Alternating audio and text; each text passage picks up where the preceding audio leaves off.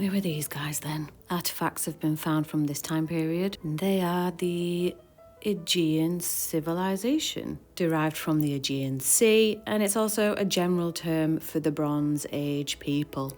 Then what happens? Greece is in full swing, Macedonia gets going. 509 BC, the Roman Republic kicks off, pun intended. And by 125 AD, we are well and truly into the Roman Empire. This city was called Colonia Flavia Scupinorum after the Flavian dynasty. It kept that name for a few hundred years and was called Scupi for short. And in the year 69, they had 4 emperors. Busy, busy.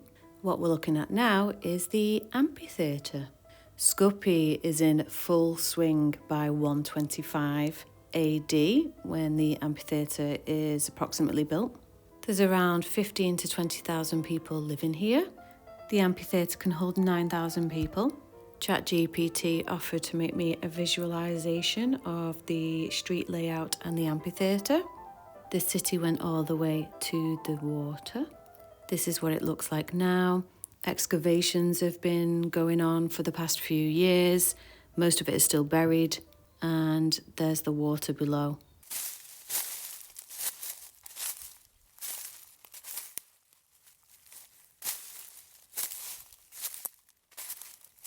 The baths and the forum are in the far background, as well as the basilica. We're going to have a look at that too. But this is definitely one of the weirdest amphitheatres I've ever seen. We've seen one in my Ohrid video. Go check it out. I've got 2 coming up from Plovdiv in Bulgaria. This looks the part of an amphitheatre. It has the same shape, but there aren't any stairs, and I have no idea what these square structures are. Let's ask my knowledgeable pal. Okay, so they're believed to be support buildings, possible functions, gladiator barracks, service rooms, shops, shrines or small temples, or water supply facilities, including cisterns, fountains or drainage systems. That's what first came to mind for me. The walls are 6 foot high and they obviously go deeper. I don't know how anyone would have got into the shops to buy pot pies. They must have pole vaulted. Hey, did you know that they had pot pies in ancient Rome? Really? Mm-hmm. Hallmark giving me a history lesson. Let's have a closer look. You've seen me walking along the top here between 2 walls. If I was sat down in any part of this amphitheatre as it is right now, I wouldn't be able to see anything because the walls are in the way, which made me think it must go further down, and this is probably the roof. That's what it looks like to me anyway. And these are probably the steps that we usually associate with an amphitheatre. I'm not in construction. If you have any ideas and you're more familiar with building techniques, please comment below. And what about these square cutout sections here? At first I thought they could be royal boxes, but they're not very wide and you wouldn't be able to fit that many people in. A few days later, I'm in Sofia and look what I found. This is a model of an early Christian tomb. I found it in the excavated site in the centre of Sofia. I've filmed it all, so we will look at it in a future episode. But it reminded me of this amphitheatre, and I thought, it does look like it had a roof. I started thinking about the amphitheatre in more detail and how it would have all worked. They would attract a crowd of 9,000 people when there's only 15,000 people living in the city. How would you get people's attention with no microphones? They must have had some talented people to project the voices when they were putting on plays. Maybe a few sing-alongs? Let's go see the city below. There's the site, but I can't get in. Good job I can scale fences. A few moments later. Here is Cardio Maximus, the main street in Scupi. I imagine this to be the high street. I then started researching roads in Roman times, and it turns out to be really complex. Sasha has mapped out all of the Roman roads based on the empire of 125 AD on a subway-style diagram. That's Italy in the middle. The roads connect all of the cities throughout Europe, past Byzantium, all the way into North Africa.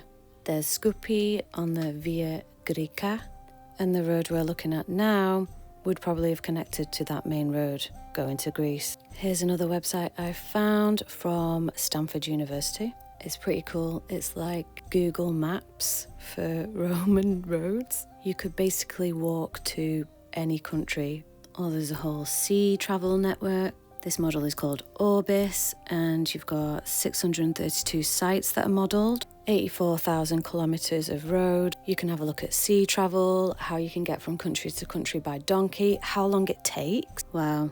The model allows for 14 different modes of road travel. It's super detailed. Go have a look if you're into that kind of thing. I'll show you one of its features here. You can type in 2 places from Constantinopolis to Rome during the summer. The fastest route by road would have taken 73 days. And this road here, Cardio Maximus, would have connected to the Via Greca. I've also filmed the Via Militaris in Serdica, which is now called Sofia. Let's visit the Christian basilica. We'll be walking along this wall. The archaeological significance of this basilica is that it's one of the earliest Christian basilicas in the region of Macedonia, and it was probably the main church in the city of Scupi. It would have been quite decorative. They've found mosaics and pillars, and here's a reconstruction of what it probably would have looked like. Some researchers think that this building may have been built on top of an earlier public building.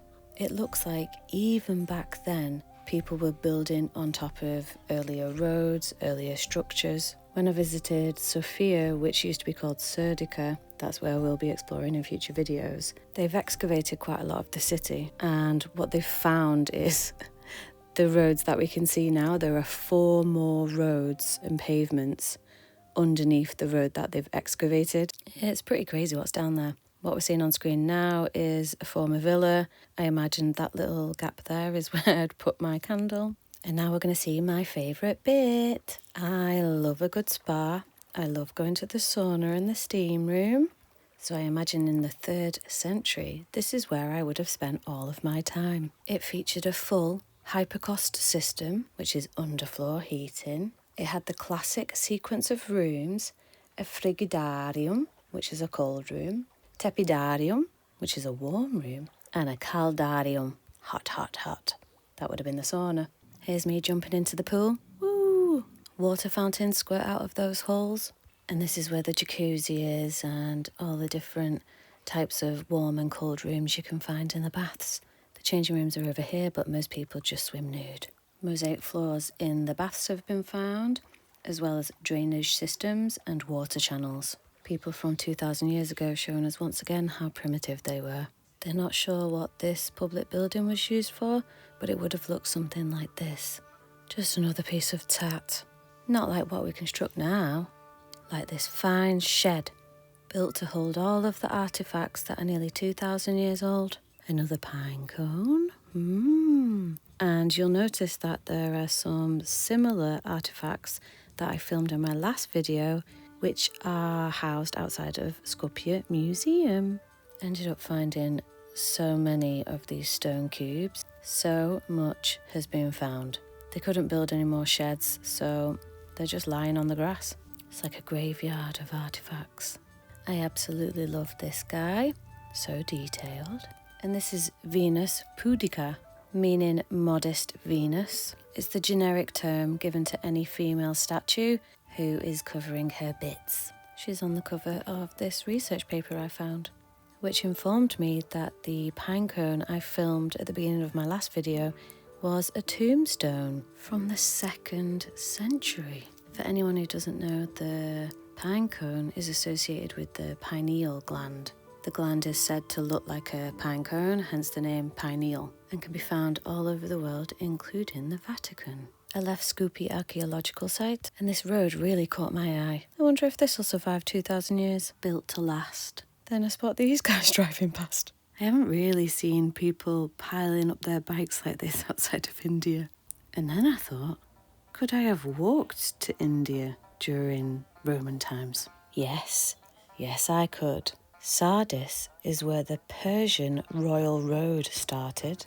That's 2,700 kilometres leading me to Susa, which is called Shush in modern-day Iran. Had a quick look at Susa. It's one of the oldest cities in the world. They have this castle by the order of a French archaeologist in 1897. Oh, no, 1885. Hang on a minute. 1912? Anyway, from Susa, you head south to Patala, an ancient city at the mouth of the Indus River. Then there's a route down the west of India. Or you could start from Ctesiphon, which is modern-day Baghdad in Iraq. Travel along the Silk Road, which was coined the Silk Road in 1877, but had existed for centuries by this point. From there, you reach Kabul in modern-day Afghanistan, where you join up with the Grand Trunk Road all the way to India.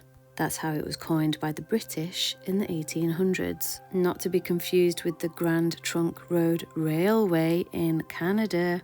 Founded in 1852, it took them 8 years to complete, and by 1860 it was 1,770 kilometres long. It was the longest railway system in the world in the 19th century. Why would the British give it the same name as the road in India? The Grand Trunk Road was originally called Uttarapatha in India and had been around since 600 BC.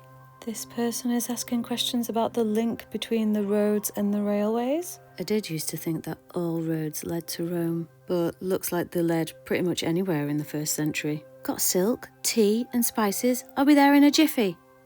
Thanks for watching. Like, comment and subscribe if you've had a nice time, and I'll catch you in the next one.